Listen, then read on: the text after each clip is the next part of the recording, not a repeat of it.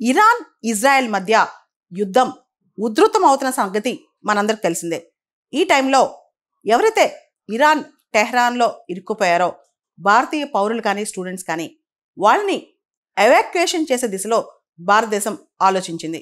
ఈ దిశగా operation Sindhu launch చేసింది. ఈ ఆపరేషన్ సింధులో భాగంగా ఇరాన్కి పక్కనే ఉన్న ఆర్మేనియా దేశం, ఎందుకంటే ఇరాన్ ఎయిర్ స్పేస్ మొత్తం ఇప్పుడు కాస్త డేంజర్లో ఉంది కాబట్టి వాళ్ళని ల్యాండ్ బౌండరీ ద్వారా ఆర్మేనియాకి తరలించి అక్కడి నుంచి ఫ్లైట్ ఎక్కించి 110 మందిని ఇండియన్ స్టూడెంట్స్ని ఢిల్లీకి తీసుకొచ్చారనమాట ఆపరేషన్ సింధు ద్వారా. దీనికి సంబంధించి మన మినిస్ట్రీ ఆఫ్ ఎక్స్టర్నల్ అఫైర్స్, ఇరాన్లో ఉన్న మన ఎంబసీ వీళ్ళందరూ కూడా కోఆర్డినేట్ చేస్తున్నారు. ఇరాన్లో దాదాపు 10,000 మంది భారతీయులు ఉన్నారు. దానిలో మోర్ దాన్ 6,000 6,000 మందికి పైగా విద్యార్థులే ఉన్నారు. ముఖ్యంగా మెడికల్ విద్యార్థులు కానీ రిలీజియస్ పరంగా చదివే విద్యార్థులు కానీ ఉన్నారు.